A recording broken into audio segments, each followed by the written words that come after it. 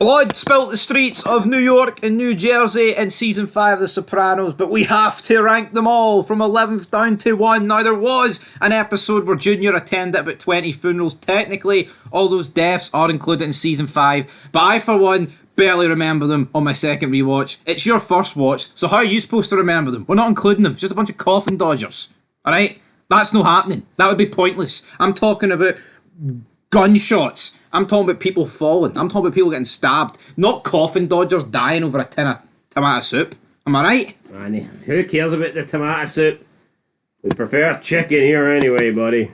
The good gravy today. How weird is it that, Italian Americans refer to gravy as like spaghetti sauce? Is that not weird? That's just wrong, I think. Gravy's what you put on meat, not with fucking spaghetti. Anyway, right, we have tried a new format when it comes to ranking deaths where we just fire it into a tumble dryer and try and pluck out one at random. But anyway, 11th spot on this list in The Sopranos. For me, it's going to have to go to an off-screen death, which was Jack, the Rat Pack man. Do you remember him? He was in the diner. I mean, honestly, I don't, but I think when you're off screen, then you have to be pretty far down the list, so I've no complaints. I'm not going to argue the case here with someone else. Yeah, if you remember, he was the guy with the hat on in episode 2, and Tony went, he needs to die, and then they opened up a boot, and he had a rat stuffed in his mouth, because guess what?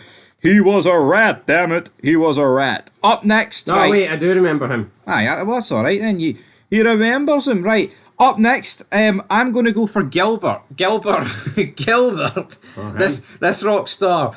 This was the beginning of the end for Adriana. This guy gets killed in her club by Matush and the other guy. Then he gets found by some Boy Scouts on the beach. Again, I mean, he got stabbed. Like, it wasn't quite off screen, but I mean, it wasn't exactly a vintage death either. So Gilbert comes in 10th spot. Up later in 9th spot, we are going to give it to... I'm going to give it to Carmine Lubertazzi. Old man, top dog of New York, just dies of a stroke and chokes on his chicken salad. Yeah, kind of out of nowhere. Unaffected. I mean, how would you feel if Tony died eating a chicken salad? I feel like I'd probably want a refund. I don't think Tony would be eating anything as healthy as a chicken salad, though, so I mean... What would Tony be eating? Fucking ham hot dogs or something like that, It's the American way. When he puts them around his shoulders at the fucking barbecue. Don doesn't wear shorts, but coming up at 8th spot... Hold on, Tony can wear what he wants. Do you think a top guy of a family, like the Don, should wear shorts? I think he should be able to wear whatever he wants because no one can tell him differently. Yeah, but the Don... You think he should be adhere to the dress code? Well, I mean, I don't think there's a specific dress code in place, but I don't know. I think wearing shorts... I can see why it can be looked down upon. You know what I mean? You look at The Godfather and movies like that, which I've never actually got around to watching. Maybe I need to. But I just couldn't imagine one of them walking around in a pair of North Face shorts, could you? Like Tony? No, probably not. Tony couldn't pull it off. Right, up next, I'm going to say Billy Leotardo. This death was kind of off screen. It was revealed off screen. Then we saw how it happened with Tony B running down the street, shooting at them. I mean, I think, it's like Marmite, the Soprano dream sequences. You either love them or you hate them. Saying that, I mean, I'm kind of in the middle. I think sometimes they're really good, but sometimes they're really bad. Like, I think the one with Big Sal back in season 2 with the talking fish was really funny, but I think it's one of those things you do once. Right. I agree. Agreed. So, up next in 7th spot, we are going to go for Angelo. Obviously, Tony B was quite tight with this guy in jail, which might sound a little bit gay, brother, but he got pulled over by the Leotardo brothers, battered, beaten, thrown to the back of a car, got a bit of bag put over his dome, and then he gets shot. Killed, simple, execution style in the mob. Not much more to really say about this guy. Up next, I'm going to rank these two just the same. I'll put Jason in at 6th, and then Lorraine. Obviously, Phil Leotardo kills these two. He shot her through the phone book as a warning. He's like, look, we got to the T's today. And then the next episode, he killed both of them. Just standard execution, but that's what you're going to get in a mob show. Standard execution. Bret Hart style.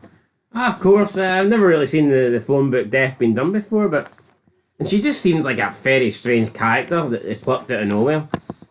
Let's just stick her in here for.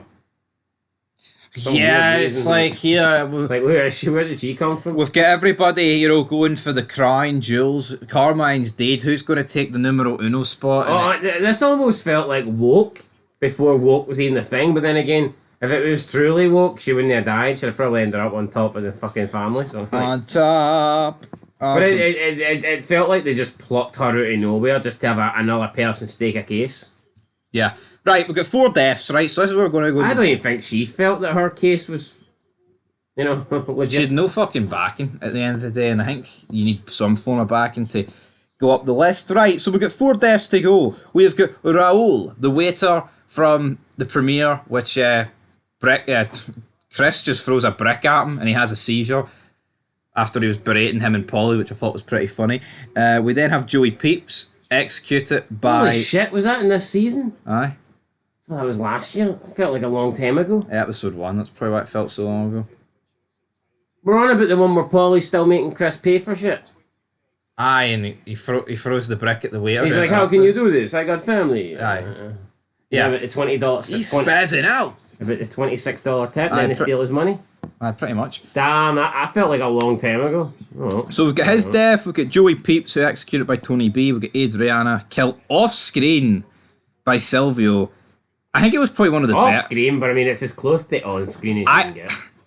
See, me, I don't consider that off screen. Off screen's when you just don't see it happen at all. Why I kind of like this one, because it was off screen. She's not in the mob. I know she rat it, right, and she's connected in that way. But I actually feel like in TV shows, it almost makes a bit of sense for someone that's not connected to die off screen. No. In a weird way, no. No. Anyway, 4th spot, you've got Tony B. So who out of those 4 was the weakest? Tony B, right, is probably like the most important character. Who's more important, Adriana or Tony B? I mean, they're both pretty close. Tony B just introduced, so you probably go Adriana. But I'd say Adriana. Tony B just got wiped out, man. On the porch. That music. Oh, take me back to New York City. And then Tony, man. Don't know how Tony B didn't hear Tony come and his fat ass walking on the floorboards. Anyway, I'm going to put Tony B up next. I was underwhelmed by this death. I understand why it needed to happen, but at the same time, it came to fucking nowhere. All this hype, the whole second half of the season. We're going to give him up. You're not going to give him up. I'll just kill myself. For me, he goes into 4th spot. We've got 3 left. Waiter, Joey Peeps, or Adriana. Who's going 3rd on the podium? Ooh, I'll say Joey Peeps. Yeah, Joey Peeps. I mean, Tony B killed him. I think the aftermath of this death was actually pretty funny, with the car runs him over, then he fucking hobbles to the car. So that was good. So that leaves us with 2. The waiter or Adriana. 1 had no significance. 1 had massive significance. But what comes in 2nd spot? I'm going to go with the waiter. I'm going to go with... I mean, it was a random death at the end of the day, and I think that holds it back a wee bit. Yeah, I hear it was funny watching the guy have a spaz attack. A spasm, a fit after the brick. Was it a brick? I don't think... No, it wasn't a brick, because Chris threw like a stone. You wouldn't throw a brick in protest to the guy pissing you off.